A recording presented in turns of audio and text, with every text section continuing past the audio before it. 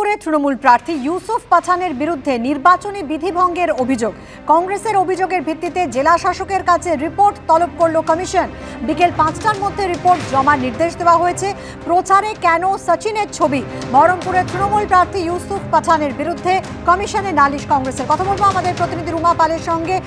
রুমা, আমরা দেখেছিলাম যে প্রচারে বিশ্বকাপ জয়ী দলের ছবি ছিল, ইউসুফ পাঠানের ছবি তো ছিল এবং সচিন তেন্ডুলকরের ছবিও ছিল, এবং তারপরে যেটা দেখা যাচ্ছে যে তা নিয়ে কমিশনে নালিশ করলো কংগ্রেস। তো কালকে এই অভিযোগ জমা পড়েছে কমিশনে এবং কংগ্রেসের বক্তব্য ছিল যে এটা পুরোপুরি এমসিসি ভায়োলেশন, অর্থাৎ তোমার আদর্শ আচরণ বিধি ভঙ্গ করা হচ্ছে, যেখানে কিন্তু এই ক্রিকেটারদের পোস্টার্স ব্যবহার করা হচ্ছে, সচিনের পোস্টার ব্যবহার করা হচ্ছে এবং 2011 সালে যে আইসিসি ওয়ার্ল্ড কাপ জিতেছিল সেই পোস্টার্স গুলো ব্যবহার করা হচ্ছে। সেক্ষেত্রে কিন্তু এক রীতিমতো এমসিসি ভায়োলেশন হয়েছে, এমনটাই কিন্তু অভিযোগ ছিল।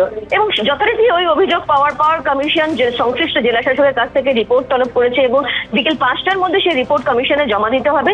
অবশ্যই সেই রিপোর্ট পাওয়ার পর সিও দপ্তর সেটা দিল্লিতে নির্বাচন কমিশনে পৌঁছে দেবে এবং সেরকমটাই কমিশন কি ব্যবস্থা নেয় সেটাই এখন দেখার, জবাব তলব করেন কিনা সেটাও নিয়ে দেখতে হবে। তবে এটা ঠিক যে এই ধরনের ঘটনা আসার সঙ্গে সঙ্গে যেই অভিযোগ জমা পড়ছে সেই অভিযোগের পরিপ্রেক্ষিতে কিন্তু কমিশন রিপোর্ট তলব করছে। ধন্যবাদ রুমা। পরের খবরে আসছে, ইডির তলবে দিল্লি না গিয়ে প্রচারে মহুয়া মৈত্র। নদিয়ার কালীগঞ্জে একেবারে সকাল থেকেই প্রচার করছেন তৃণমূল প্রার্থী। বিদেশি মুদ্রা লেনদেন সংক্রান্ত মামলায় মহুয়াকে আজই দিল্লি তলব করে ইডি। এর আগেও একবার ইডির সমনে তিনি সাড়া দেননি। এর আগে প্রশ্ন ঘুষকাণ্ডে মহুয়ার একাধিক ঠিকানায় তল্লাশি চালায় সিবিআই এবং এই মামলায় মহুয়া মৈত্রর সাংসদ পদও খারিজ হয়ে যায়। এবং আজ সকাল থেকে তিনি প্রচারে বেরিয়ে গিয়েছেন।